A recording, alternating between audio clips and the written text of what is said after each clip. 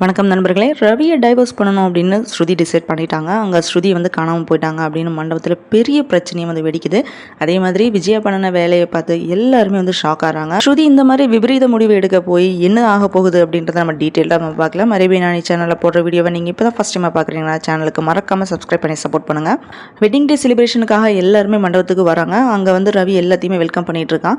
அப்போ அங்கே வந்து செல்வம் என்ன சொல்கிறான்னா, சோகமாக இருக்காத, கண்டிப்பாக முத்துவும் மீனவும் வந்து ஸ்ருதி வந்து கூட்டிகிட்டு வந்துருவாங்க, எல்லா விஷயத்தையுமே என்கிட்ட சொல்லிட்டான். இந்த மாதிரி செல்வம் சொன்ன உடனே ரவி என்ன சொல்றான்னா, எனக்கு பயமா இருக்கானே, என்ன நடக்க போகுதோ அப்படின்றது தெரியல அப்படின்னு வந்து சொல்லிட்டு இருக்கான். அப்போ ரவியை வந்து செல்வம் வந்து சமாதானப்படுத்திட்டு இருக்காரு. ஸோ அங்கே வந்தவங்க எல்லாருமே ஸ்ருதி வரலையா அப்படின்னு வந்து கேட்டுட்டே இருக்காங்க. அப்போ ரவி வந்து விஜயாட்ட நீங்கள் டான்ஸ் ப்ரோக்ராம் வந்து ஸ்டார்ட் பண்ணுங்க, அவள் வந்துருவா அப்படின்னு வந்து சொல்லி சமாளிக்கிறான். விஜயோட பரதநாட்டிய கிளாஸ்ல வர பசங்க வந்து ஆட சொல்றாங்க. அங்கே வந்தவங்க எல்லாருமே கிளாப் பண்ணி அப்ரிஷியேட் பண்ணிட்டு இருக்காங்க. அப்புறம் ரவி என்ன சொல்றான்னா, விஜயா வந்து டான்ஸ் ஆட சொல்றான். அதுக்கு விஜயா நான் ஸ்ருதி வந்தால் தான் டான்ஸ் ஆடுவேன் அப்படின்னு வந்து சொல்லிடுறாங்க. அப்போ ரவி என்ன சொல்றான்னா, அவள் வரதுக்கு கொஞ்சம் லேட் ஆகும், நீங்க டான்ஸ் ஆடுங்க அப்படின்னு சொல்லி விஜயா வந்து டான்ஸ் ஆட வைக்கிறான். மின்சார கண்ணா சாங்குக்கு விஜயா வந்து டான்ஸ் ஆடுறத பார்த்துட்டு ஸ்ருதியோட அப்பா என்ன சொல்றாருன்னா, இந்த பொம்பளைக்கு இந்த வயசுல இது தேவைதானா அப்படின்னு வந்து திட்டிட்டு இருக்காரு. அப்ப பக்கத்துல இருந்த அண்ணாமலைட்டு உங்க வைஃப் கிட்ட இருக்கிற திறமையை வச்சு நீங்க ஏர்ன் பண்ணி பெரிய ஆளா ஆயிருக்கலாமே அப்படின்னு வந்து சொல்றாரு. அதுக்கு அண்ணாமலை என்ன சொல்றாருன்னா, அவளுக்கு இருக்கிற திறமையை வச்சு காசு சம்பாதிக்கணும்னு எனக்கு அவசியம் இல்லை, ஏன்னா நான் நேர்மையா சம்பாதிச்சு பணத்துல தான் என் ஃபேமிலி வந்து பாத்துக்கிட்டேன் அப்படின்னு அண்ணாமலை வந்து ரிப்ளை பண்றாரு.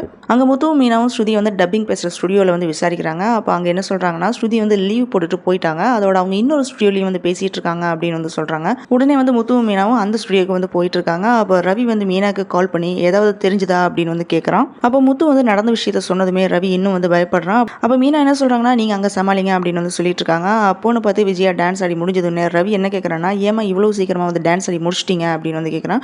இன்னொரு சாங்குக்கு டான்ஸ் ஆடுங்க அப்படின்னு வந்து சொல்றான். அப்போ ஸ்ருதியோட அம்மா பதட்டமா இருக்கிறத பார்த்து அவங்களையும் வந்து டான்ஸ் ஆட கூட்டிட்டு போங்க அப்படின்னு ரவி சொன்ன உடனே ஸ்ருதியோட அம்மாவையும் கம்பல் பண்ணி விஜயா வந்து டான்ஸ் ஆட கூட்டிட்டு போயிடுறாங்க. ஸ்டேஜ்ல விஜயா, பார்வதி, ஸ்ருதியோட அம்மா இந்த 3 பேருமே வந்து டான்ஸ் ஆடிட்டு இருக்கும்போது அண்ணாமலை வந்து ஸ்ருதியோட அப்பாட்ட என்ன சொல்றாருன்னா, உங்க ஒய்ஃபும் சூப்பராக ஆடுறாங்களே, ஸோ அவங்களோட ஸ்கில்லை வச்சு நீங்களும் நல்லா சம்பாதிக்கலாமே அப்படின்னு ஒரு சொன்ன மாதிரி அண்ணாமலை வந்து சொல்றாரு. இதனால ஸ்ருதியோட அப்பா வந்து ரொம்ப கோவப்படுறாரு. அதுக்கப்புறம் ஸ்டேஜில் டான்ஸ் ஆடின 3 பேர் வந்து டயர்டாகி ஸ்டாப் பண்ணிட்டாங்க. அப்போ அண்ணாமலை என்ன சொல்றாருன்னா, ரவி வந்து ஏதாவது பேச சொல்றாரு. அங்கே இருந்த எல்லாருமே மாஸ்டர் ஒன்ஸ் மோர் டான்ஸ் ஆடுங்க அப்படின்னு சொன்ன உடனே விஜயாவும் பார்வதியும் எகைன் வந்து டான்ஸ் ஆடுறாங்க. பொறுமை எல்லாமே போய் ஸ்ருதியோட அப்பாவும் அம்மாவும் ரவி வந்து கூப்பிட்டு, உனக்கு ஸ்ருதிக்கும் ஏதாவது ப்ராப்ளமா அப்படின்னு வந்து விசாரிக்கிறாங்க. அதுக்கு ரவி அப்படியெல்லாம் ஒன்றும் இல்லை அப்படின்னு வந்து சொல்லிடுறான்.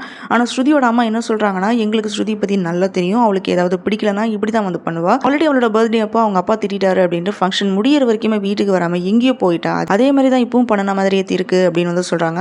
அதுக்கு ரவி எகேன் அண்ட் எகேன் அப்படியெல்லாம் ஒன்றும் இல்லை அப்படின்னு சொல்லிட்டு அங்கேருந்து மூவ் ஆகி போயிடுறான். இதனால ஸ்ருதியோட அப்பாவும் அம்மாவும் என்ன பேசிக்கிறாங்கன்னா, இங்க நடக்கிறத பார்த்தா ஏதோ தப்பா இருக்கு, ஏதோ ஒரு ப்ராப்ளம் நடந்திருக்குன்னு மட்டும் தெரியுது, ஏதோ ஒரு ப்ராப்ளம் நடந்திருக்குன்னு மட்டும் தெரியட்டும், அப்புறம் இருக்கு இவங்களுக்கு அப்படின்னு வந்து சொல்லிட்டு இருக்காங்க. அங்க முத்துவும் மீனாவும் ஸ்ருதி பேசுற செகண்ட் டப்பிங் ஆஃபீஸ்க்கு வந்து போறாங்க.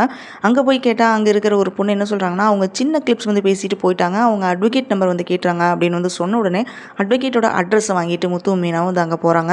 அட்வொகேட் ஆஃபீஸில் ஸ்ருதி வந்து ரொம்ப கோவமாக வந்து உட்காந்துருக்காங்க. அப்போ ஸ்ருதிட்ட எதுக்காக இங்கே வந்திருக்கீங்க, ஏன் இப்படி எல்லாம் பண்றீங்க அப்படின்னு முத்துவும் மீனாவும் ஸ்ருதிட்டு வந்து பேசிட்டு இருக்காங்க. அதுக்கு ஸ்ருதி என்ன சொல்றாங்கன்னா, நான் ரவி வந்து டைவர்ஸ் பண்ண போறேன் அப்படின்னு வந்து சொல்லிட்டு இருக்காங்க. இப்படி தான் வந்து எபிசோட் வந்து முடிஞ்சிருக்கு. ரவி பண்ணின வேலையை பார்த்தா யாரா இருந்தாலுமே டைவர்ஸ் தான் பண்ணுவாங்க. ரவி பண்ணின மாதிரியே ஸ்ருதியும் பண்ணியிருந்தா ரவியும் இந்த மாதிரி தான் வந்து திங்க் பண்ணுவாரு. 2 பேருமே வந்து பேசியிருந்தா இந்த ப்ராப்ளம் வந்து ஈஸியாக வந்து சால்வ் பண்ணியிருக்கலாம். இந்த ப்ராப்ளம் எல்லாமே வந்திருக்காது. என்னதான் பண்ண போறாங்க முத்துவும் மீனாவும் அப்படின்றத நம்ம பார்க்கலாம். அங்கே ரவி வந்து எப்படி சமாளிக்க போறாரு அப்படின்றது எல்லாத்தையுமே இனி வர எபிசோட்ல நம்ம தெரிஞ்சுக்கலாம். இந்த வீடியோ பிடிச்சதுனால லைக் பண்ணுங்க, ஷேர் பண்ணுங்க, சப்ஸ்கிரைப் பண்ணி சப்போர்ட் பண்ணுங்க.